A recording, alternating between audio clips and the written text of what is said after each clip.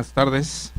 Tenemos que agradecer infinitamente la presencia del maestro Óscar Parra Vera, quien ha venido para impartirnos el día de hoy esta magnífica conferencia. Voy a tomarme la libertad para presentar brevemente su reseña curricular. Óscar Parra Vera, desde 2006 se desempeña como abogado de la Corte Interamericana de Derechos Humanos y actualmente coordina uno de los 9 grupos de trabajo del área legal de la Secretaría de la Corte. Se desempeñó en 2013 como visitante profesional en el Tribunal Europeo de Derechos Humanos, en el marco de un acuerdo entre las dos cortes regionales. Abogado y máster en Derecho de la Universidad Nacional de Colombia, con estudios especializados en Derechos Humanos y Derecho Humanitario en American University, Washington College of Law, y Abo Academy University, Institute for Human Rights, en Finlandia. Trabajó como becario Rómulo Gallegos y como consultor sobre indicadores en derechos sociales en la Comisión Interamericana de Derechos Humanos. En Colombia, trabajó como investigador de la Defensoría del Pueblo en la Comisión Colombiana de Juristas y como auxiliar judicial de la Corte Constitucional. Ha sido consultor de la Escuela Judicial Rodrigo Lara Bonilla de Colombia, del Instituto Interamericano de Derechos Humanos, del Centro Humanitario en San Remo, Italia. Es profesor de la Maestría en Derechos Humanos y Democracia de la Flaxo, en México. Se ha desempeñado como conferencista y profesor en varios países de la región.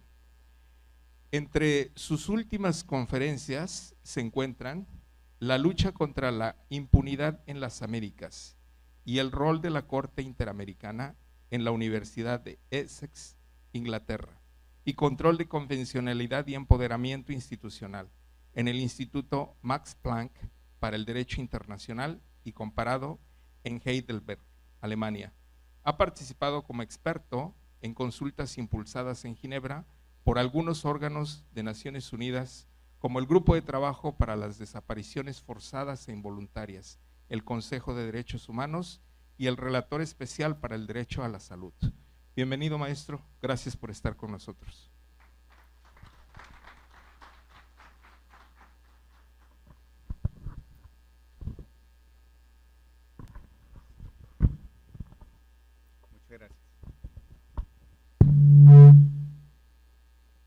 Muchas gracias.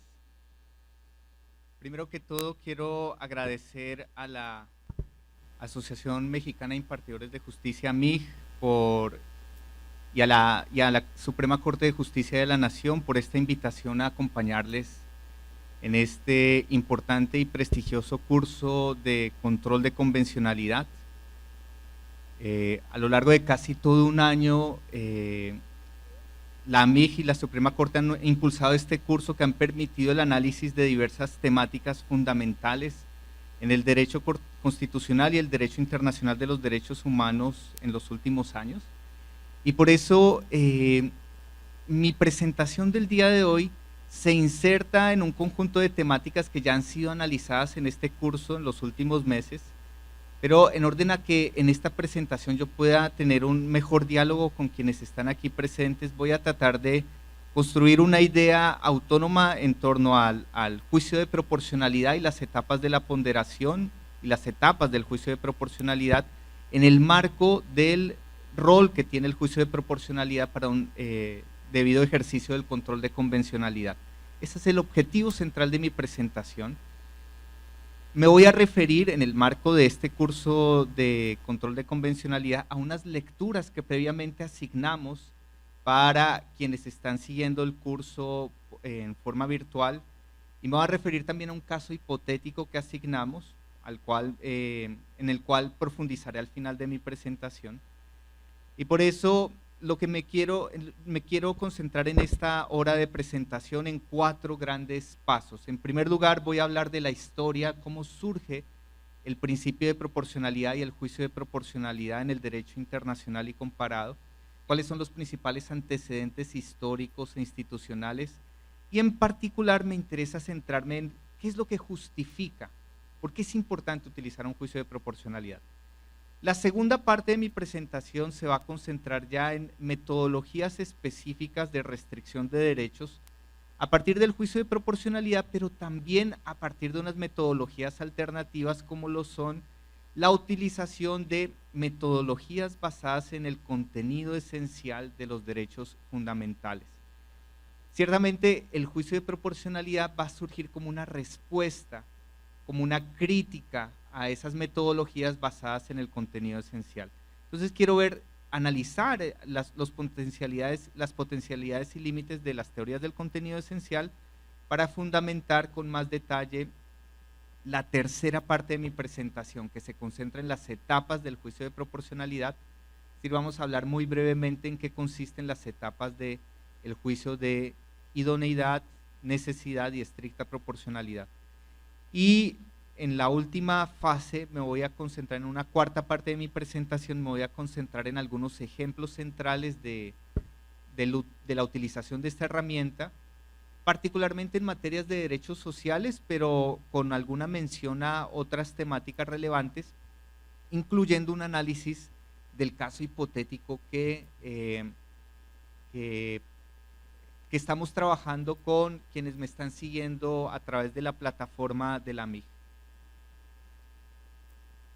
A manera de anticipación, ese caso hipotético, también para que entiendan nuestro punto de partida, nuestro punto de llegada, tiene que ver con un caso hipotético, pero que también está basado en un caso de la vida real que fue analizado por la Corte Constitucional de Colombia y que tenía que ver con una restricción muy interesante de derechos en el ámbito, en ámbitos semipúblicos, semiprivados, que era una sentencia que analizó un caso donde se alegaba restricción de derechos para unos estudiantes y profesores en un colegio en el cual se habían colocado cámaras de video, cámaras de televisión para filmar en los salones de clase, porque era un colegio donde estaban ocurriendo robos. Y ese es el caso hipotético que vamos a analizar al final de nuestra charla, se relaciona con eso. Entonces, toda esta historia que voy a presentar va a caer en un caso sencillo, cotidiano, pero que nos va a permitir analizar las potencialidades y virtudes del juicio de proporcionalidad para el control de convencionalidad. Entonces, siguiente filmina. Vamos a analizar entonces estos elementos históricos, los antecedentes que nos permiten ubicar el rol del juicio de proporcionalidad. Lo primero para entender el surgimiento de esta herramienta y su pertinencia es tomar como punto de partida la falta de objetividad de los derechos fundamentales. Hay todo un debate, obviamente, en la teoría jurídica y en la teoría política sobre la objetividad de los derechos. Pero para los efectos de esta presentación basta con sintetizar algunos elementos importantísimos que se han desarrollado en las teorías del derecho de los últimos 50 años, por lo menos. Mucho más desde antes, pero lo que quiero insistir es en que, primero, no existen respuestas correctas frente al derecho. El alcance de todo derecho civil y político, económico, social y cultural, colectivo, todo derecho, el alcance específico de todo derecho tiene un grado mínimo o alto, pero ante todo un grado de indeterminación. De tal forma que de antemano o en abstracto es imposible dirimir hasta dónde puede llegar un derecho en un determinado caso. Y esto es importante, por ejemplo, en este caso de la imposición de las cámaras de video en salones de clase para evitar robos en el colegio que estamos analizando. No es fácil saber de antemano cuál es el alcance que en casos concretos puede tener tanto la libertad, el libre desarrollo de la personalidad de los estudiantes o los derechos relacionados con la seguridad del plantel educativo, la seguridad de los estudiantes. La indeterminación es una de las características centrales de la práctica del derecho contemporánea. Y también vivimos en una sociedad que permanece en conflicto permanente. Entonces también hay todo tipo de conflictos de derechos que vamos a encontrar en la vida cotidiana, en la vida institucional, en la vida pública y en la vida privada. También el alcance de la Constitución, de los contenidos materiales de la Constitución y de la Convención Americana es indeterminado y tiene que irse precisando a lo largo de los casos concretos. Pero por otra parte, el juicio de proporcionalidad también surgió frente a algunos dilemas inherentes a la intervención de los jueces en la en la solución de grandes problemas que atraviesan nuestras sociedades, sea a través de la solución de casos concretos o sea a través del análisis del control abstracto de constitucionalidad o de convencionalidad. ¿Esto qué implica? Que el llamado dilema contramayoritario alude a por qué razón, y esto ha surgido con particular fuerza en el derecho constitucional estadounidense, por qué razón un conjunto de jueces que no han sido elegidos por voto popular o con el apoyo del voto de la ciudadanía van a tomar decisiones que en ocasiones anulan decisiones tomadas por el Poder Legislativo o por el Congreso o por los diputados en una determinada sociedad. ¿Por qué razón pueden hacerlo? ¿Y cuál es la mejor forma para que lo puedan hacer en la forma más legítima, conveniente y racional? La idea del juicio de proporcionalidad trata de ofrecer elementos de argumentación y de racionalidad para que esta tarea tan difícil pueda ser adecuadamente realizada por los jueces. Y el dilema contramayoritario nos dice es si los jueces, particularmente los jueces constitucionales o los jueces también que hacen control de convencionalidad, van a tener un poder tan importante como para anular o para limitar decisiones de los poderes legislativos, tienen que hacerlo en la forma más rigurosa posible. Y ahí surge también el juicio de proporcionalidad, que como vamos a ver ofrece más herramientas argumentativas que otras metodologías para valorar la restricción de derechos. Por eso, esto tiene que ver con el siguiente punto de análisis. Tiene que existir una mayor racionalidad en la intervención judicial y evitar al máximo la discrecionalidad.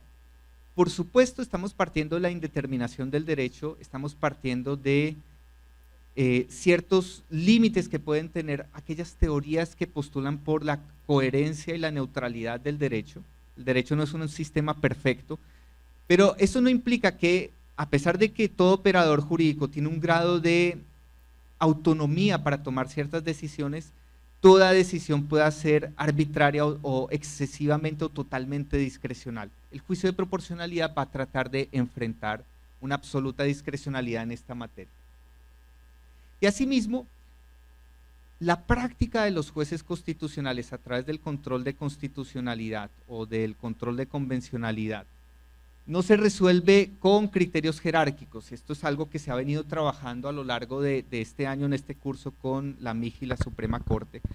Es decir, ya no nos sirven metodologías de derogación como, por ejemplo, ley especial deroga ley general u otro tipo de normas basadas en la jerarquía entre normas, sino que nos vamos a encontrar ante la colisión de principios o de derechos fundamentales entendidos como principios constitucionales que van a tener igual jerarquía.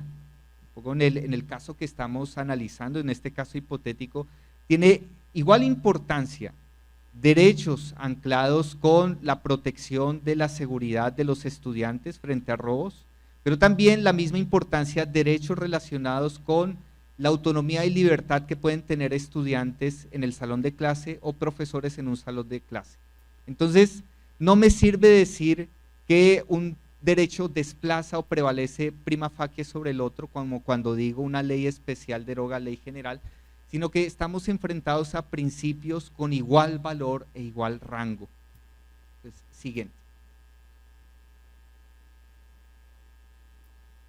En esta presentación, entonces, voy a condensar en una forma muy sencilla y simple ideas que la doctrina ha ido analizando con mucho detalle a lo largo de los últimos 200 años. Yo quiero rescatar en este momento obras que son de particular importancia para quienes quieran profundizar en esta materia, particularmente las obras del profesor alemán Robert Alexy. quien en su libro Teoría de los Derechos Fundamentales trató de reconstruir y hizo una extraordinaria reconstrucción de la práctica del Tribunal Constitucional alemán en torno a la utilización de esta herramienta de restricción de derechos. Y en el ámbito anglosajón, en los últimos 5 años, un gran tratado que ha surgido en la materia fue hecho por Aaron Barak, quien fue el expresidente de la Corte Suprema de Justicia de Israel. Y lo interesante es que los mejores escritos que han ido surgiendo, en mi opinión, sobre el juicio de proporcionalidad, o algunos de los mejores escritos, empiezan a ser construidos por jueces a partir de lo que han tenido que enfrentar al resolver casos difíciles. Y por eso la doctrina se ha ido enriqueciendo con esta producción teórica. Pero también a nivel de Latinoamérica quisiera rescatar obras como la de Carlos Bernal Pulido, que se llama El principio de proporcionalidad y los derechos fundamentales, una tesis doctoral publicada en 2003 que se ha convertido en el mejor libro en habla española en la materia en los últimos 15 años, donde se analiza tanto la práctica del tribunal alemán como la del Tribunal Constitucional Español, que es un tribunal que ha tenido mucho impacto en América Latina. Y un trabajo también muy importante es el de la argentina Laura Clérico, quien se doctoró en Alemania con Robert Alexi y ha tratado de construir también una de las obras en español más importantes en esta materia. Y hay otros desarrollos importantes como los de Jan Sigman o Martín Borowski, pero una de las lecturas que trabajamos en esta materia en esta unidad, en esta semana, era de Gloria Patricia Lopera Mesa. Es una profesora que concentró su tesis doctoral en la forma como operaban estas discusiones en el ámbito penal y las particularidades que tendría el juicio de proporcionalidad en materia penal. Esa fue la lectura con la que iniciamos esta unidad. Y aquí, precisados estos elementos de doctrina, yo solo quiero reflejar algunas ideas que podemos encontrar en estos materiales, pero que se remontan a Aristóteles y una noción muy general de justicia asociada a lo proporcional. Es decir, un poco en estas discusiones más clásicas sobre qué es lo justo, algunas vertientes resaltaban la lógica de lo que es adecuadamente proporcionado en su justa medida.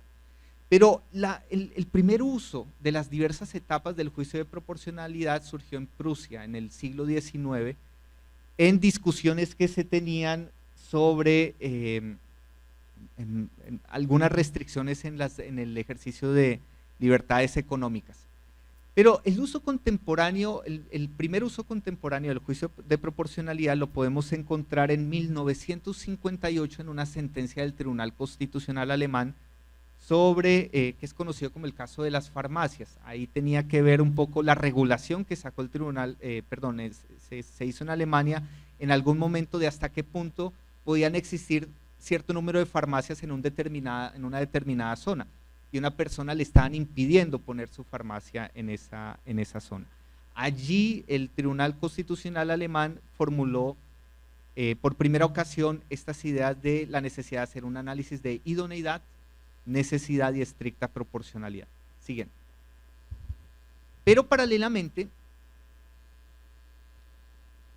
mientras que en Alemania se estaba dando este tipo de desarrollos, en Estados Unidos se estaba dando un desarrollo paralelo de igual importancia, muy anclado a las luchas que se hicieron contra la segregación racial en Estados Unidos durante la segunda mitad del siglo XX.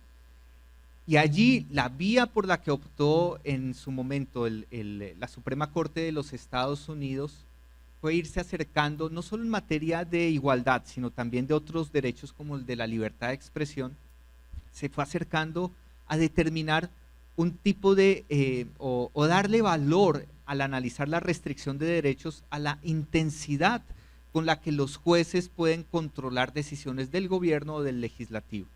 Se empezó a hablar entonces de intensidades leves en el control judicial, intermedias o estrictas. El gran ejemplo de la intervención estricta, lo vamos a analizar más adelante, era el de los grupos históricamente excluidos o perseguidos.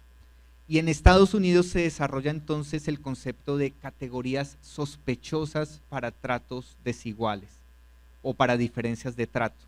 Entonces, Las categorías sospechosas, que es un tema que en este curso de la MIG y la Suprema Corte se ha analizado a detalle en otros momentos, es un gran ejemplo de la pertinencia de diferenciar el nivel de escrutinio judicial, que va a ser distinto si se van a analizar, por ejemplo, si le impiden a una persona abrir una farmacia en un pueblo, que si se va a impedir, por ejemplo, el voto a las mujeres, o si se va a impedir que en ciertos colegios o universidades solo asistan estudiantes blancos y no estudiantes afrodescendientes.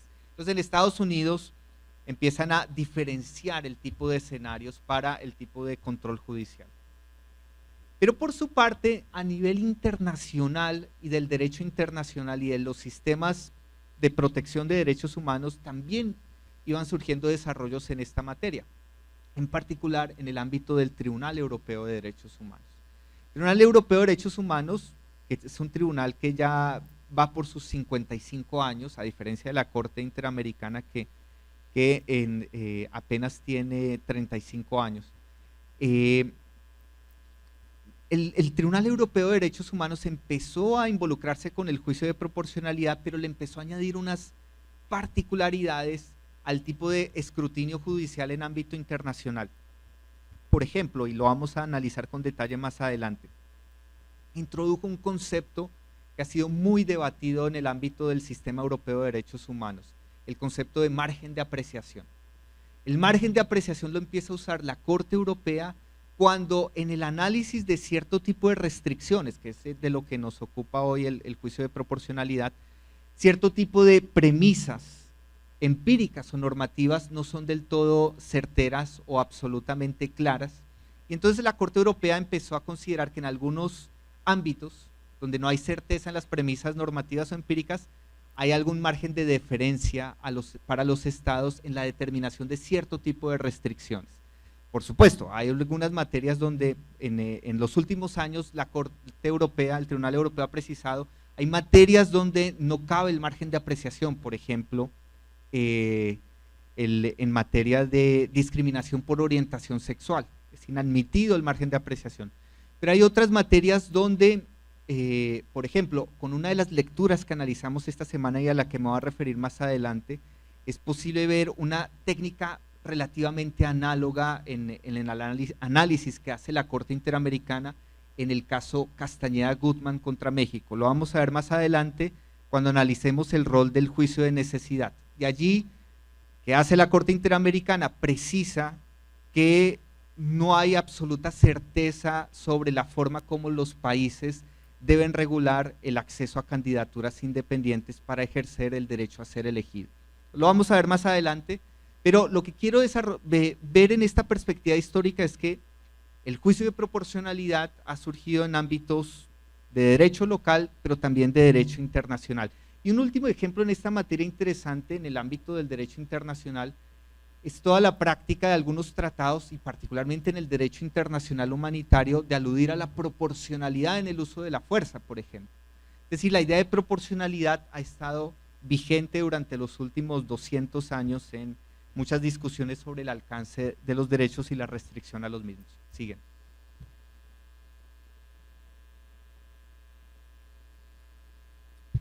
Ahora bien, el principio de proporcionalidad adquiere especial valor el uso de las técnicas del juicio en aquellos casos que podríamos llamar como casos difíciles.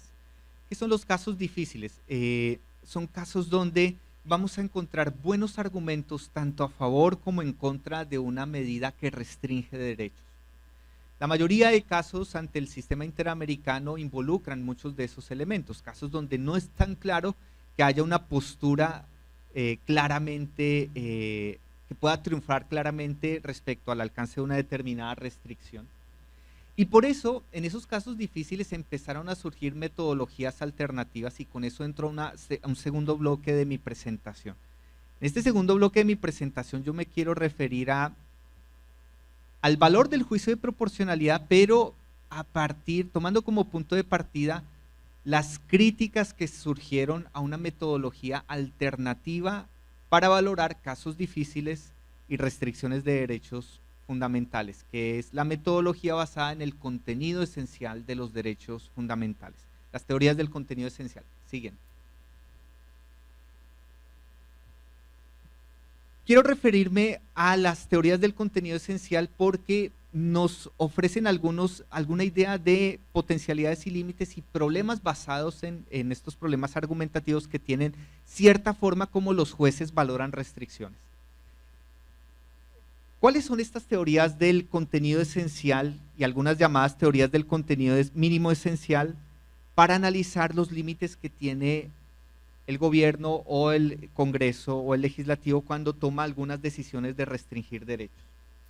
En algunos ámbitos como el de derechos sociales, la idea del contenido esencial se ha relacionado más con aquellos mínimos vitales o aquellas necesidades básicas o aquellos en ocasiones derechos inderogables en algunas materias.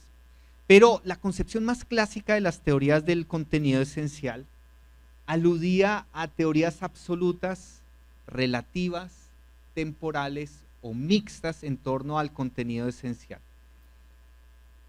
En estas metodologías de valoración de las restricciones, lo que se trataba de definir era un contenido de los derechos que no podía ser afectado por el gobierno o por el legislador. Por ejemplo, en las teorías espaciales o en las teorías, en las teorías espaciales trataban de ver a los derechos casi como uno ve una célula, donde una célula uno siempre encuentra un núcleo y una zona periférica al derecho. Y en las teorías espaciales se aludía a que había una zona absoluta, que son estas teorías espaciales absolutas, que es intocable por el legislador. Y el debate para el juez era determinar si la restricción estaba dentro del núcleo o fuera del núcleo. Las teorías relativas en esta materia lo que decían es, hay unos núcleos esenciales pero no son absolutos, pueden ir variando con el tiempo según la cultura jurídica de un Estado, según las reformas legislativas o constitucionales que se hagan, etcétera, etcétera. Pero ¿cuál fue el problema que empezó a surgir en esta materia? La falta de criterios intersubjetivos o la ilegitimidad, intersubjetivos para determinar qué era lo que podía considerarse como esencial. Entonces aquí surgen teóricos como Niklas Luhmann, quien en Alemania decía, definir lo esencial de lo esencial es algo bastante difícil. Pero en casos prácticos, y creo que esto lo tengo en la siguiente filmina, siguiente. Hay un caso muy interesante en Sudáfrica. La Corte Constitucional de Sudáfrica, cuando tuvo que analizar el desalojo de muchas familias en una zona muy pobre de Sudáfrica, le pidieron que analizara si se está desconociendo el contenido esencial del derecho a la vivienda. Es el famoso caso Grootboom contra el famoso caso en torno a Irene Grootboom y otras 400 personas que iban a ser desalojadas en Sudáfrica. Y entonces los litigantes le dijeron a la Corte Constitucional de Sudáfrica la forma como se va a hacer el desalojo de estas personas que habían invadido ciertos terrenos viola el contenido esencial del derecho a la vivienda que ha sido definido por el derecho internacional y comparado en determinada manera. El Tribunal Constitucional de Sudáfrica dijo, yo no puedo fijarme una regla universal de cuál puede ser el alcance del derecho a la vivienda en todo país o en toda zona. Puede ser uno el alcance del derecho a la vivienda en Noruega o en Suiza, otro el alcance del derecho a la vivienda en Sudáfrica o en otros países del sur global, o en India, o en Colombia, o en México. Y entonces la Corte Constitucional de Sudáfrica dijo, lo que considero más razonable, o bueno, lo que considero más pertinente para resolver el caso es un test de razonabilidad. Y dijo, vamos a ver si las circunstancias invocadas como imperiosas por el gobierno lo son y si procede entonces a analizar el desalojo como una restricción desproporcionada del derecho a la vivienda. No quiero detenerme a detalle en el alcance del caso. El alcance del test de razonabilidad fue importante en ese caso porque permitió afirmar que lo que estaba haciendo el gobierno en ese caso, el gobierno local que estaba desalojando a estas personas, era precipitado, innecesario, desproporcionado, sin ningún tipo de alternativa para estos grupos vulnerables que tenían que ser desalojados, y la Corte Constitucional de Sudáfrica se abstuvo de basarse en una idea del contenido esencial para resolver esta materia. Pero en otros casos, en el ámbito del derecho comparado, hay una sentencia interesante de la Corte Constitucional de Colombia sobre la vacuna de la meningitis. En alguna época en Bogotá, en la capital de Colombia, se intentó restringir el acceso a la vacuna de meningitis en algunas zonas por deficiencia de recursos, etcétera. Lo que dijo la Corte Constitucional en ese caso era que el acceso a cierto tipo de vacunas era parte del contenido esencial del derecho a la salud de los niños. Y esta idea está muy relacionada con un contenido esencial que el Comité de Derechos Económicos, Sociales y Culturales ha establecido como un contenido esencial del derecho a la salud: el acceso a medicamentos esenciales según la Organización Mundial de la Salud. Entonces, allí hay tribunales que han utilizado estrategias basadas en el contenido esencial, pero ahí vuelven a surgir otros debates. ¿Qué pasa con medicamentos donde hay duda de si son esenciales o no son esenciales? Y esto es un debate importantísimo. Ustedes saben que a nivel, es un problema global, todo el problema del acceso a medicamentos, la influencia de las grandes farmacéuticas para tratar de definir que algunos medicamentos son o no son importantes. Entonces, los críticos de la teoría del contenido esencial dicen, siempre nos vamos a quedar con la duda o la falta de certeza respecto a si ciertas cuestiones son o no son esenciales. Pero lo que quiero resaltar es que la teoría del contenido esencial es importante, ha tenido importantes usos, pero ha sufrido algunas críticas. Entonces, pasemos a la siguiente. La respuesta a las teorías del contenido esencial, lo que dicen es, el juicio de proporcionalidad es menos intuicionista, es menos esencialista. Digamos, ustedes recuerdan todo el debate que hay sobre el intuicionismo en materia de teoría de los derechos. Una teoría intuicionista es la que empieza a decir lo más importante, lo esencial, lo que es totalmente relevante es X cosa, y empiezan a surgir los debates de con base en qué se dice que algo es esencial, extraordinariamente relevante, etc. Entonces lo que dice el juicio de proporcionalidad es, mire, para resolver los conflictos, tratemos de determinar, sigamos unos pasos lógicos que nos permitan determinar si en algún caso algo es desproporcionado. El primero de esos pasos lógicos en estas posturas alternativas al contenido esencial dice, no nos fijemos en si algo está en el núcleo del derecho, si es esencial o no. Primero fijémonos en algo que la doctrina ha conocido como subprincipio de idoneidad dentro del principio global de proporcionalidad. El subprincipio de idoneidad o el juicio de idoneidad tiene dos grandes componentes. Uno, el análisis de si una finalidad es legítima, y dos, si la medida que restringe es una medida que se adecúa fáctica o empíricamente o está en posibilidad de lograr el fin que busca. Respecto al primer componente de la idoneidad, lo que decimos es que una finalidad es legítima cuando es acorde con principios constitucionales y convencionales. Por ejemplo, es inaceptable que a través de una restricción claramente se busque discriminar a una persona. O es inaceptable construir la finalidad o la finalidad de una restricción a partir de algo claramente prohibido.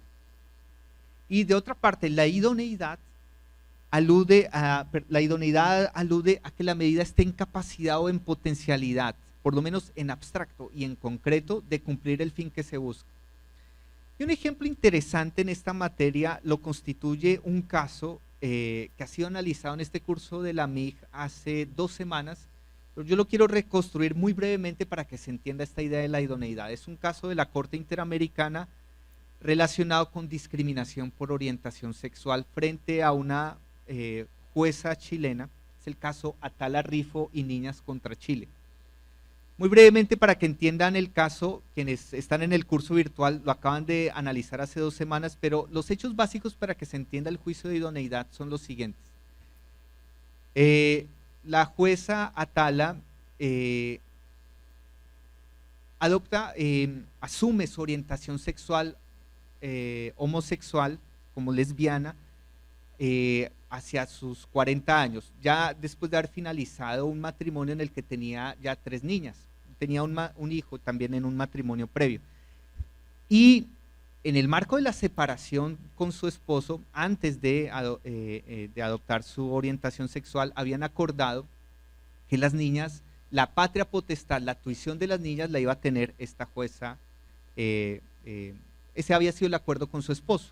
En el momento en el que la jueza hace pública su orientación sexual, homosexual, y empieza a convivir con su pareja del mismo sexo, el padre solicita la patria potestad de las niñas.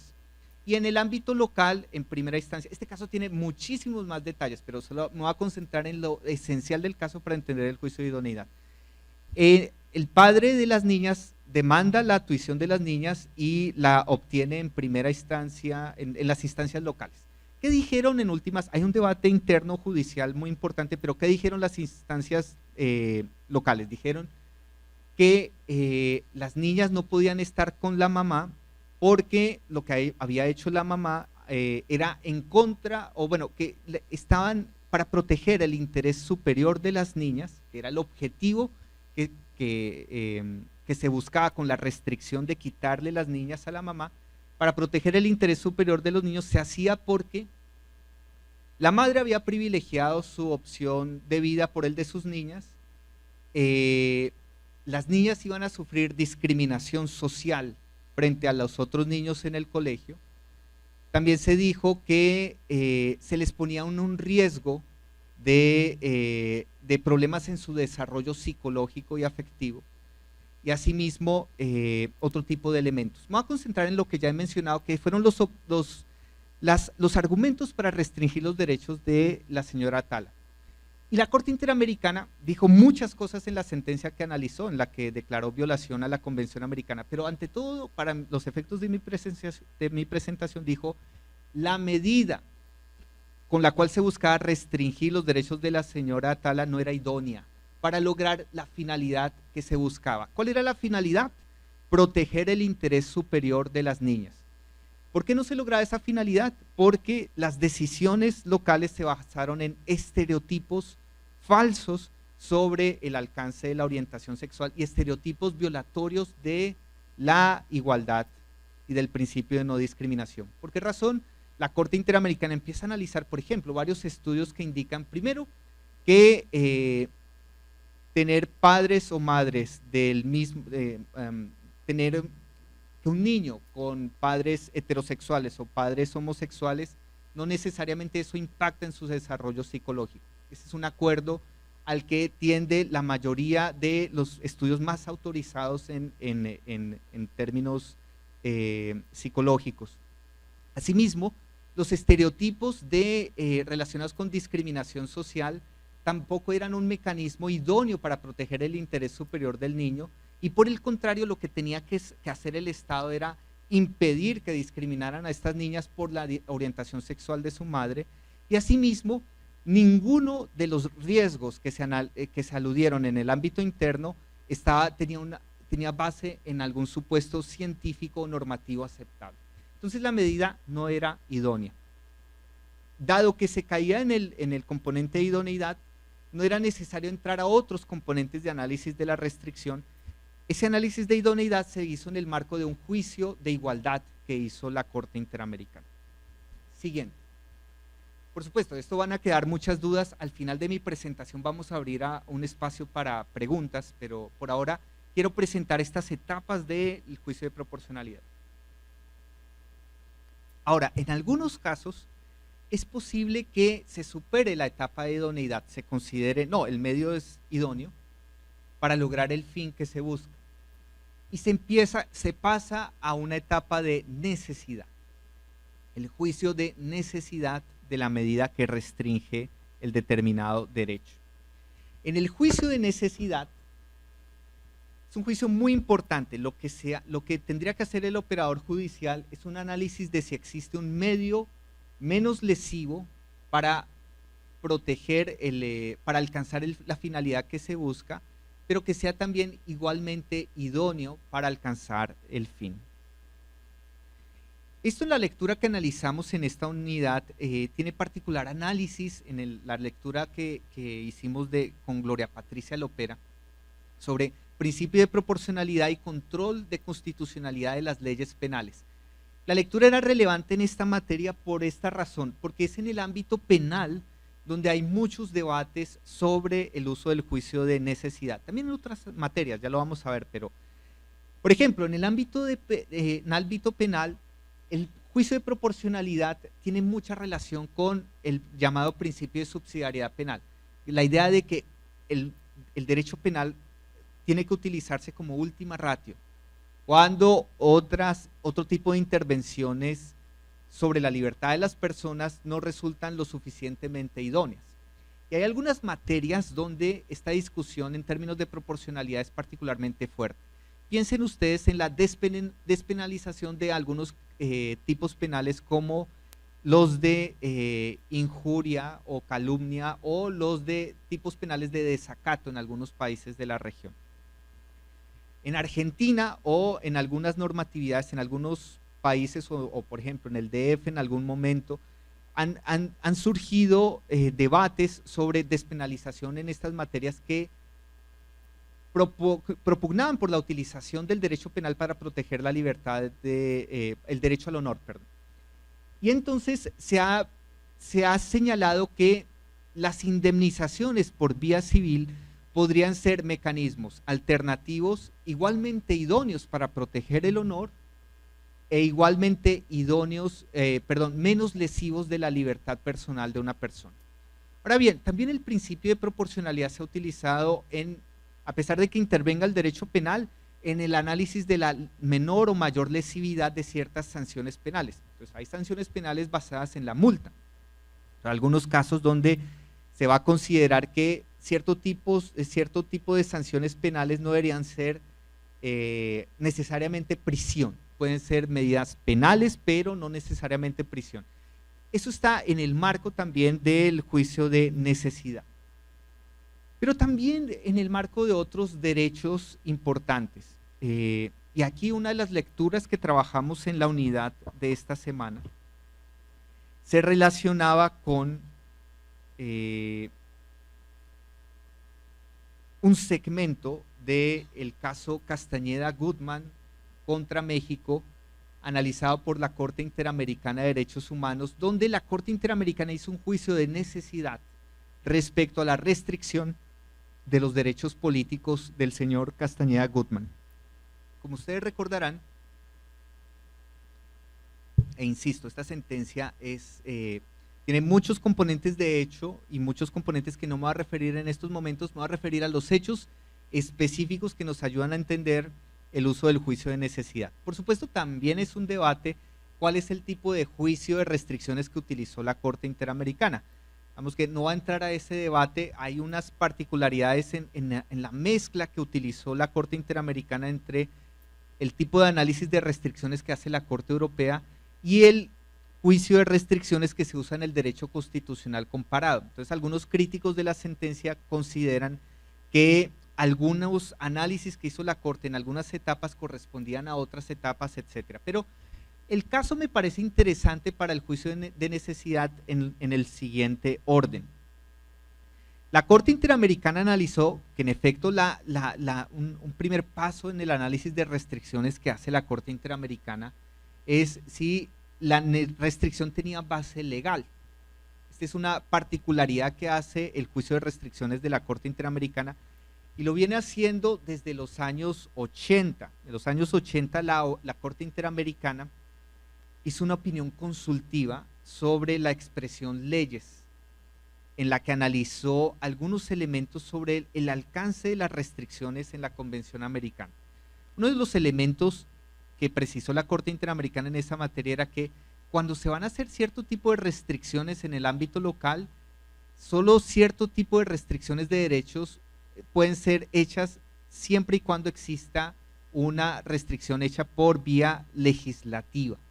En algunos casos donde se comprometen algunos intereses convencionales. En este caso, el del caso Castañeda Gutmann, la Corte valoró que ese criterio de legalidad se había cumplido. La medida era idónea. ¿Cuál era la medida en discusión? Al señor Castañeda Gutmann se le dijo que para ser candidato presidencial solo podía hacerlo a través de un partido político y no podía hacerlo a través de una candidatura independiente. Ustedes conocen mucho más del derecho mexicano. Yo soy colombiano, me quedo solo con esos detalles mínimos. Por supuesto, el caso tiene más arandelas, pero para los efectos de nuestro análisis, ese es el tipo de la restricción que vamos a analizar. Se le restringe los derechos políticos el derecho a ser elegido, al de participar en una contienda política por fuera de un partido, como candidato independiente. Entonces, lo primero que hace la Corte Interamericana es analizar todo lo que buscan este tipo de regulaciones de la participación en este tipo de contiendas políticas a través de partidos políticos. Entonces, esta es una restricción que cumple con el objetivo de salvaguardar la participación en elecciones y otros motivos con la democracia, la discusión pública, racionalizar un sistema de elecciones en un determinado país. Entonces, la medida es idónea para alcanzar ese tipo de objetivos. Pero entonces, en el juicio de necesidad, la Corte Interamericana mezcla este análisis con el tipo de juicio construido por el Tribunal Europeo y por la misma Corte Interamericana en otros casos de derechos políticos. Un juicio sobre si la necesidad era imperiosa en el análisis de este tipo de restricciones a derechos políticos, o si se cumplía con un interés público imperativo. Y ahí era donde iba a analizar qué tanto no había un medio menos lesivo. Y para decir que no había un medio menos lesivo, la Corte Interamericana empezó a reconstruir, por ejemplo, históricamente, el rol que había tenido este tipo de medidas en México. O sea, cómo había sido el sistema de partidos en México, el sistema institucional para que haya elecciones en México, cómo se había transformado a lo largo de la historia y cómo se llegó entonces al sistema de candidaturas independientes. Entonces había una base histórica, esto no había sido un capricho de las autoridades que tomaron este tipo de restricciones. Pero en segundo lugar, en el momento cuando se decide el caso Castañeda en el año 2008, se analiza cómo este tipo de medidas es necesario para organizar un proceso electoral en el que intervienen por lo menos 75 millones de posibles electores. Entonces, este tipo de medidas es necesario, puede que el juicio de necesidad cambie en un país, por ejemplo, como Costa Rica, que tiene 4 millones de habitantes, o un país como Uruguay, que tiene 1 o 2 millones de habitantes, ahorita no me acuerdo, pero en un país donde hay 75 millones de electores, las necesidades que va a enfrentar un sistema electoral son diferentes. También el Estado probó ante la Corte en el juicio de necesidad las necesidades particulares del financiamiento predominantemente público del sistema electoral. Ese era otro elemento que hacía también necesaria este tipo de restricciones a los derechos políticos. Y también, dado que había financiamiento público, esa medida de financiar públicamente algunos componentes de la participación en política tenía que ver con la necesidad de impedir el predominio de intereses privados lícitos o ilícitos que gravitaran en la contienda política. Y asimismo, se analizó el rol que tenía este tipo de restricciones en el sistema electoral mexicano. También la Corte Interamericana se refirió a, en general, un análisis comparado de los sistemas de participación en política, por lo menos en las Américas, y analizó en abstracto que algunos países restringían la posibilidad de permitir candidaturas independientes y otros los permitían. Allí es donde tiene un rol, la Corte Interamericana no se refirió a este concepto propiamente, pero en el sistema europeo con ese tipo de análisis de derecho comparado es cuando en ocasiones se utiliza alguna idea de margen de apreciación. Cuando no hay un consenso absoluto sobre lo que debería ser el diseño institucional, por ejemplo, de participación a través de un partido político en una contienda para presidente, se deja un margen de apreciación para que los estados, según sus circunstancias, necesidades que hemos analizado, puedan determinar si es razonable, desproporcionado o no este tipo de restricciones. Entonces el análisis comparado fue involucrado en este análisis de necesidad de la medida que restringía. Entonces, ese es otro gran ejemplo de la utilización del juicio de necesidad. Y por eso fue una de las lecturas que hicimos en esta unidad. Siguen. Ahora bien, hay algunos casos donde de una parte se pueden encontrar medidas que son que el juicio de necesidad puede determinar que no hay absoluta certeza de qué tan necesario o no, o qué tan menos lesiva o no pueda ser una medida que restringe un determinado derecho. O en ocasiones, la importancia de ciertos valores que están en juego motiva a que algunos tribunales traten de complementar el análisis de necesidad con un análisis que la doctrina conoce como de estricta proporcionalidad. Es el juicio de proporcionalidad en sentido estricto, que es el más relacionado con el llamado juicio de ponderación. En este curso de control de convencionalidad, la próxima semana se siguen analizando casos prácticos, pero en 2 semanas va a existir una sesión, toda una semana concentrada en el juicio de ponderación, en esta etapa del principio de proporcionalidad. Por eso la aproximación que queremos hacer es en términos generales, preliminar a este que es uno de los debates más importantes en la teoría del derecho contemporánea, los debates en torno a la ponderación. ¿Qué es lo que se hace en un juicio de ponderación? En un juicio de ponderación lo que se hace es sopesar el grado de afectación de unos derechos para ver hasta qué punto es compensado por el grado de satisfacción de los otros derechos en conflicto. Esto tiene que ver con un tema que fue analizado la semana pasada en este curso, la distinción entre principios y reglas. Y aquí, si me permite, Ana, quiero avanzar un poco en las filminas, en la siguiente, en esta, sí, perfecto. Esta unidad que trabajamos esta semana tiene como antecedente una unidad en la que la semana pasada con el profesor Juan Antonio Cruz Parceros se trabajó a profundidad en la distinción entre reglas y principios. Solo me quiero referir a un componente muy básico de ese debate. El debate entre diferenciar principios y reglas es un debate que se enmarca en la teoría estructural de los derechos, que es como una teoría más de la teoría, un componente más de la teoría de las normas. Pero esto es importante porque es fundamental para analizar la discrecionalidad de las autoridades, para cuando los jueces tienen que analizar este tipo de discrecionalidad, o cuando tienen que analizar la forma como las autoridades quieren cumplir con ciertos fines. Esto es bien importante. Y en la doctrina esto se ha debatido mucho. La semana anterior, entonces, en este curso se analizaron lecturas de Robert Alexy, de un autor importantísimo en esta materia, Ronald Dworkin, y autores autores españoles muy importantes como Manuel Atienza y Juan Ruiz Manero, que han tratado de precisar cuál es la diferencia entre principios en sentido estricto, directrices, diferencias entre normas de acción y normas de fin, etcétera. Siguiente. Pero lo importante es resaltar que las reglas se aplican con una forma, un esquema de todo o nada. Es decir, nos enfrentamos a reglas cuando surge una regla que deroga la anterior, reglas a veces relacionadas con la vigencia de ciertas normas, etcétera. Pero los principios son mandatos con textura abierta que no indican elementos concretos para su aplicación.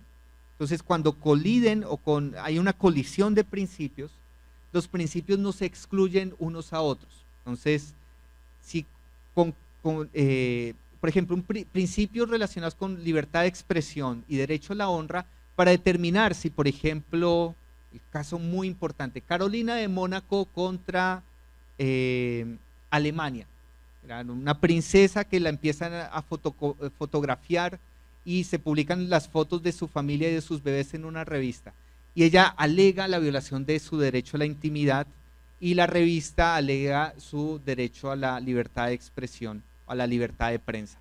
Entonces, los dos principios en conflicto no se pueden resolver como si se resuelven reglas que se derogan unas entre otras.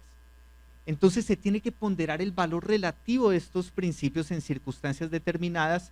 En ocasiones va a prevalecer la libertad de expresión o la libertad de prensa, en ocasiones va a prevalecer el derecho a la intimidad. Y en la jurisprudencia del Tribunal Europeo ustedes van a encontrar que hay casos de la Corte Europea donde protegió a Carolina de Mónaco, a sus hijos, a su intimidad, y otros casos donde protegió al medio de prensa. Y ahí hay que analizar una serie de contextos, circunstancias específicas, particularidades que tienen los casos concretos. Aquí entonces, si nos podemos, o bueno, la siguiente, quería verla un segundo.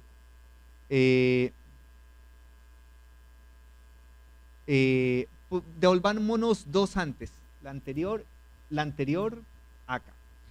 ¿Qué nos dice el juicio de estricta proporcionalidad? Que hay que hacer un ejercicio de tres grandes elementos. Analizar el grado de afectación en primer lugar. En segundo lugar, mirar el peso abstracto de los principios. Entonces, esta idea del peso abstracto ha sido objeto de mucho debate. Todo este tema del juicio de proporcionalidad en sentido estricto se ha dinamizado mucho en la doctrina desde que Robert Alexy hizo un epílogo a su teoría de los derechos fundamentales, donde trata de responder a todas las críticas que se habían hecho al uso ordinario del juicio de proporcionalidad.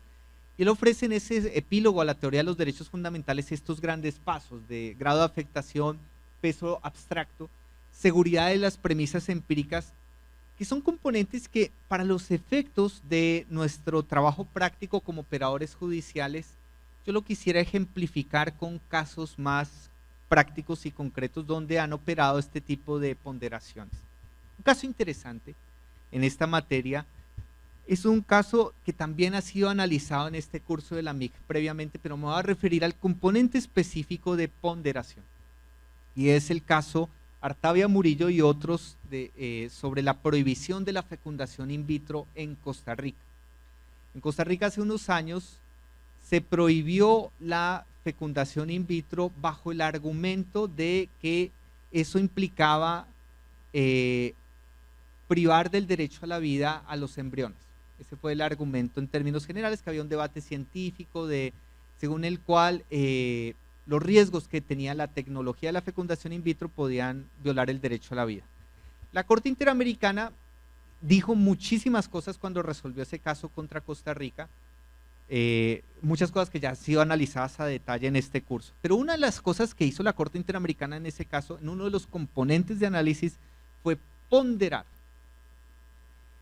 lo que se buscaba con la protección del embrión, que era lo que el Estado decía, no, es que a mí me interesa proteger la vida, proteger el derecho a la vida, y entonces por eso es importante que yo prohíba la fecundación in vitro. Entonces la Corte sopesó qué tanto permitía esta restricción proteger el derecho a la vida y qué tanto afectaba, qué tanto se ganaba con esa prohibición vis a vis la afectación a los derechos en juego. Porque las víctimas en ese caso eran 9 familias, 9 parejas a las que se les había prohibido, se les había impedido acceder a la fecundación in vitro. Algunas de ellas ya no pudieron tener hijos. Algunas de ellas tuvieron que salir de Costa Rica a hacer la fecundación in vitro en Colombia o en Panamá. Algunas, para salir del país a hacer esa fecundación, habían tenido que informar en migración sus condiciones de infertilidad, es decir, exponer toda su intimidad. Entonces, lo que hizo la Corte Interamericana fue analizar todos los derechos en conflicto.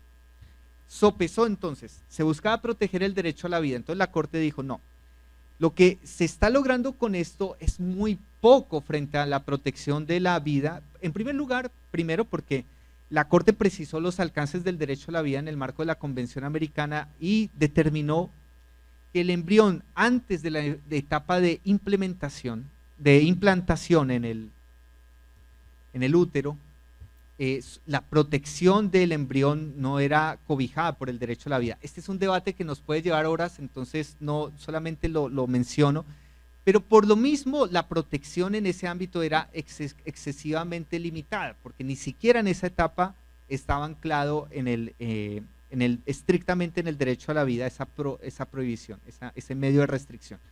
De otra parte, en lo que implicara intervención sobre el derecho a la vida después de la implantación en el útero, la Corte aludió a la protección gradual e incremental de la vida prenatal.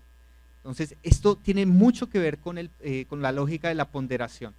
Una cosa es la intervención sobre la protección de la vida prenatal antes de los 3 meses y otra antes de los 9 meses.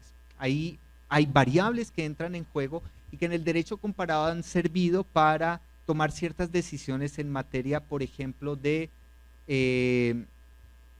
interrupción voluntaria del embarazo en algunos países o en algunas localidades de algunos estados. Pero para lo que nos interesa sobre la fecundación in vitro, ¿qué dijo la Corte? También dijo que los estudios científicos que se analizaron en ese caso indicaban que las pérdidas embrionarias en el marco de la fecundación in vitro eran similares a la pérdida embrionaria en el proceso de embarazo natural. Es decir, ustedes saben que hay unos porcentajes de pérdida embrionaria de una mujer que está tratando de quedar en embarazo. Y todo eso lo han cuantificado los médicos y se ha establecido que técnicas como la fecundación in vitro en ocasiones, en términos de pérdida embrionaria, tienen un nivel de pérdida embrionaria similar al del embarazo natural, o en términos generales relativamente similar. Algunos consideran que no, la diferencia es amplia, pero para efectos de la ponderación, la Corte dijo, para mí es suficiente precisar que hay pérdida tanto en ámbito de embarazo natural como pérdida en fecundación in vitro. Por el contrario, al analizar el grado de afectación de los otros derechos en conflicto, la afectación era muy intensa. Las parejas que tuvieron que exponer su intimidad ante migración para salir del país. Las parejas para las cuales esto implicó una discriminación por razones de la situación de discapacidad. Porque algo importante que analizó la Corte en este caso era que esta prohibición implicaba una barrera asociada a lo que es llamado el modelo social de la discapacidad, un tema que ha sido analizado en este curso de control de convencionalidad previamente, pero lo que implica es la forma como generaron barreras para acceder a la capacidad reproductiva hacía que una situación de infertilidad se transformara en una situación de discapacidad para estas parejas.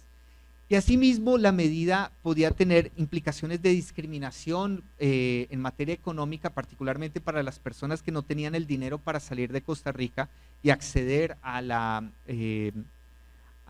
fecundación in vitro en otros países, pero ante todo tenía que ver con la afectación a la autonomía personal, el libre desarrollo de la personalidad y los derechos reproductivos. La autonomía en el manejo de las decisiones sobre la capacidad reproductiva es una libertad muy importante dentro del libre desarrollo de la personalidad. Y esta era una afectación muy alta a ese tipo de derechos. Entonces, ¿qué hizo la Corte? Una ponderación entre la protección de la vida prenatal y los derechos en conflicto, y consideró que era un sacrificio desproporcionado, excesivo a los derechos relacionados con los derechos reproductivos. Pero los debates sobre el peso abstracto también se relacionan con el tipo de intereses que pueden estar en conflicto. En ocasiones la doctrina lo que menciona es que en ocasiones, por ejemplo, lo que se busca proteger con ciertas cuestiones son intereses más difusos o bienes colectivos, y es más difícil sacrificar una libertad individual frente a un interés colectivo difuso. Por lo menos en ese tipo de casos el juicio tiene que ser estricto, tiene que hacerse un juicio de proporcionalidad más detallado, y es ahí donde se analiza el peso abstracto.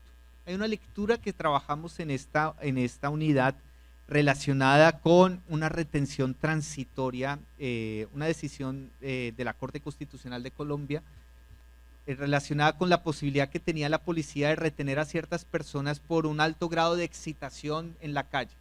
Caso típico puede ser el de la persona totalmente embriagada que puede generar peligro para otras personas. La Corte Constitucional de Colombia dijo, en ese tipo de casos, lo que esto puede implicar para la libertad de las personas me exige un análisis extraordinario de esa protección en abstracto de la seguridad pública y la seguridad de la persona vis a vis la libertad, que un policía sin orden judicial pudiera detener a una persona o retenerla en una estación de policía hasta que esté mejor. O sea, los peligros que una medida de esa naturaleza puede implicar exigen un análisis de ponderación bastante alto. Ahorita nos vamos a referir un poco a esto con más detalle. Siguiente. Siguiente. Siguiente. Siguiente. Bueno, la sentencia que estaba mencionando sobre la retención, lo que introduce, esa fue una de las lecturas que hicimos en esta semana, introduce un tema que es muy importante para este análisis, además de las etapas de la ponderación. Y es la distinción entre, que es un poco la mezcla entre la tradición más alemana del juicio de proporcionalidad y la tradición estadounidense de las intensidades en el juicio de restricciones. Recuerden que explicaba históricamente que en Alemania el Tribunal Constitucional alemán utilizaba estos conceptos de idoneidad, necesidad, estricta proporcionalidad, y en Estados Unidos empezó a analizarse la idea del test leve, intermedio y estricto. Entonces, en esta sentencia, pero también en la práctica del derecho comparado, se ha hablado de la necesidad de hacer estas etapas del juicio, pero en la ponderación y en algunas de las etapas diferenciar entre una intensidad leve, una intensidad intermedia y una intensidad estricta. La intensidad leve del juicio de proporcionalidad tiende a aplicarse en algunos países y en alguna doctrina a materias económicas, tributarias o de política internacional. Por ejemplo, vamos a firmar, un país decide, voy a firmar un tratado de cooperación económica con un determinado país y no lo voy a hacer con otro. Este tipo de materias de política económica internacional podrían ser susceptibles de un juicio de proporcionalidad, pero leve. Ahí el gobierno, el legislador tienen un amplio margen de configuración o de discrecionalidad, no absoluto, pero sí amplio. Materia económica, tributos, establecer que no se van a, cierto tipo de libros van a tener un impuesto, otros libros no tanto. Pues en esa materia el legislador podría tener algún mayor margen. Se ha hablado también de un juicio intermedio. En el juicio intermedio, lo que se dice es que por el tipo de entidad de los bienes que pueden estar en juego, el fin, la finalidad que busca no es solamente la del test leve, donde la finalidad era solamente suficiente que la finalidad sea compatible con la Constitución o la Convención, sino que la finalidad también tiene que ser importante. Por supuesto, esto en la doctrina y en el derecho comparado genera muchos debates, pero un ejemplo importante en ocasiones lo han constituido cierto tipo de acciones afirmativas. Establecer que para grupos con discapacidad, personas con discapacidad o afrodescendientes o miembros de pueblos indígenas tengan un cupo en ciertas universidades públicas. Se considera que es un margen donde se busca una finalidad importante y hay cierto grado de discrecionalidad del legislador para impulsar este tipo de medidas. Perdón, son las 6:25. Creo que voy a tratar de acelerar mucho la última parte de mi intervención para abrir un espacio mínimo de preguntas, pero cerrando un poco con esta idea del test intermedio y el test estricto. El test intermedio lo que nos dice es que la medida entonces tiene que ser importante. Un caso interesante en el derecho comparado, que es polémico, no me voy a referir ahorita a detalle, tiene que ver con un caso que analizó, por ejemplo, la Corte Constitucional de Colombia sobre adopción por parte de adultos, o no eran adultos mayores. Hay todo un debate de quién es adulto mayor en determinado país, pero en Colombia se estableció que después de los 55 años las personas no pueden adoptar. Pues eso, no sé cómo será en México, pero en Colombia un caso muy particularmente impactante en términos de derechos relacionado con una pareja donde la esposa tenía 60 años y el esposo 65 y querían adoptar un niño que ya había convivido con ellos durante cierto tiempo y las normas en Colombia lo impedían. La Corte Constitucional, en ese trato diferenciado basado en la edad, la Corte Constitucional colombiana consideró que el test que tenía que utilizarse era intermedio. ¿Por qué razón? Porque como vamos a ver en el juicio estricto está más asociado a las llamadas categorías sospechosas en los tratos desiguales. Entonces, en algunas categorías sospechosas, por ejemplo, frente a afrodescendientes, mujeres, pueblos indígenas, la discriminación histórica frente a los adultos mayores tiene unas particularidades que no se ha recogido demasiado en el derecho internacional y en el derecho constitucional comparado. Ha ido variando con los países. Solamente hasta este momento está surgiendo un reconocimiento más fuerte. En mi opinión, este tipo de casos debería haber sido objeto de juicio estricto. Pero la Corte colombiana consideró que era intermedio y por eso finalidad era importante. ¿Y cuál era la finalidad? En ese caso se consideró que una madre de 60 años y un padre de 65, la norma lo que trataba de proteger era el acompañamiento que podía tener el menor y la diferencia, la brecha de edad tan grande se considera un criterio que no era desproporcionado para limitar el acceso a adopción. O sea, no era una descalificación respecto a la cantidad de personas que han sido criadas por sus abuelos, pero era en el momento en el que el Estado tenía que fijar límites para decidir quién adopta o quién no, se considera un criterio que no era desproporcionado y que se podía sopesar con posibilidades de acompañamiento que pudieran tener estos adultos mayores o cuasi adultos mayores al niño que se le iba a entregar a una familia adoptante que cumpliera otros requisitos. Pero por supuesto este es un caso muy complejo, entonces no entro tan a detalle. Paso para finalizar mi presentación a el llamado juicio estricto. El juicio estricto de proporcionalidad se ha ido utilizando cuando lo que se dice por la doctrina y el derecho comparado es,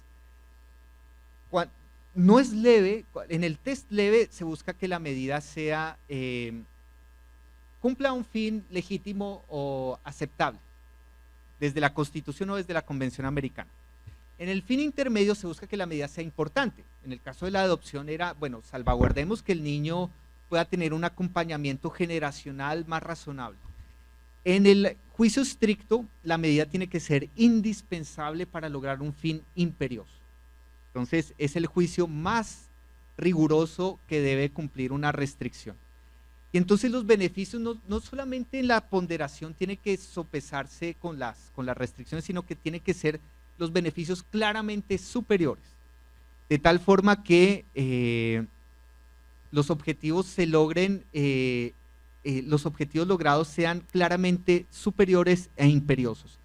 Por eso el juicio estricto se utiliza fundamentalmente en casos relacionados con categorías sospechosas, sujetos de especial protección y afectaciones prima facie al goce de ciertas libertades o derechos.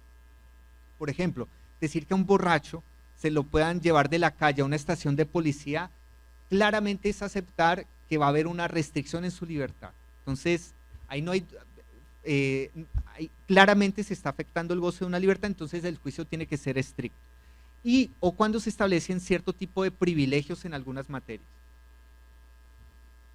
En el caso práctico, y con esto voy a cerrar, el caso práctico que se analizó en esta unidad del curso de control de convencionalidad, se analizó este tema de las cámaras de video en salones de clase en un colegio donde venían ocurriendo robos en un determinado colegio.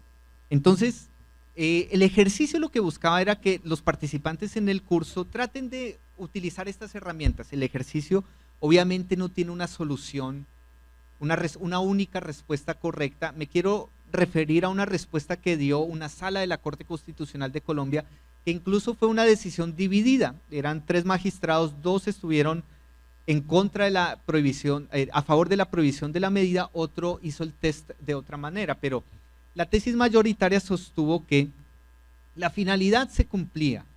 ¿Por qué razón? Porque era una finalidad legítima para propender por la seguridad en el colegio, en los salones de clase, evitar los robos que se habían dado. Era idónea para alcanzar ese objetivo porque pues precisamente iba a adicionar a los elementos de seguridad. En este caso, el colegio había justificado que no tenía el dinero suficiente para tener celadores en ciertos horarios en los salones de clase o de vigilancia al colegio, y había que proteger varios materiales didácticos de la institución. Y era idóneo porque permite identificar y mantener vigilada la institución. Pero la restricción no pasaba los juicios de necesidad y estricta proporcionalidad. No quedaba claro en el caso que hubieran mecanismos alternativos menos lesivos. Entonces, por ejemplo, no era claro que el colegio no pudiera tomar otras medidas de prevención asociadas, por ejemplo, a la intervención de los profesores o del personal administrativo del colegio en tareas de prevención de estos hechos. En segundo lugar, no quedaba claro hasta qué punto en las circunstancias de ese específico colegio no se pudiera contratar una celaduría permanente. Es decir, estamos hablando de, no había claridad de que hubieran mecanismos menos lesivos de los derechos en juego. ¿Cuáles derechos estaban en juego? Por ejemplo, libre desarrollo de la personalidad, la cantidad de actividades que se desarrollan en un salón de clase, la libertad de cátedra, la posibilidad de un desarrollo más espontáneo de los estudiantes cuando no están en áreas controladas o espacios controlados por los profesores. Estos derechos eran bien importantes en el marco de lo que en el derecho comparado se han entendido como espacios semi-privados, es decir, son espacios que no son propiamente públicos, pero tampoco propiamente privados. Y ese es todo un debate en el derecho constitucional contemporáneo. Y por eso en la etapa de proporcionalidad, la Corte aludió a profundidad a la inhibición en espacios semiprivados y la afectación intensa que eso implica frente a ciertas libertades, la forma como se coarta la libertad de cátedra, la posibilidad de utilizar otros fines preventivos y los problemas que puede tener la llamada panoptización de los escenarios colectivos de educación. Es decir, todo el debate contemporáneo que existe con las cámaras de vigilancia en la sociedad, pero particularmente en un colegio donde los estudiantes se están empezando a formar, es importante resguardarles un nivel de autonomía y de libertad importante. Entonces, por cuestiones de tiempo, yo quisiera, pasemos a la siguiente, bueno, creo, ¿qué horas tenemos? Son las 6:35. Yo creo que voy a abrir espacio para una sola pregunta, como para tener un pequeño feedback con los participantes en este espacio. Lamento estos problemas en el manejo del tiempo, pero no sé si alguien quiere hacer una pregunta y en ese marco quizás puedo utilizar las consideraciones finales que quería hacer. Bueno, yo quisiera entonces cerrar con en estos 2 minutos que me quedan, con un gran ejemplo del juicio estricto de proporcionalidad, relacionado con el juicio de regresividad en materia de derechos sociales. Entonces, no lo voy a poder explicar a detalle, pero lo quiero mencionar porque es uno de los ejemplos donde podemos ver con más fuerza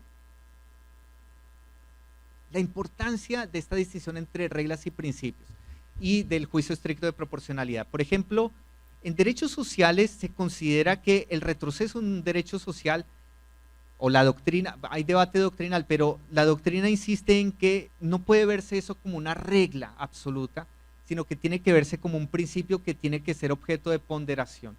Y por eso en varios países se han utilizado juicios de ponderación entre diversos criterios. Y hay un caso muy interesante del sistema interamericano en la siguiente presentación.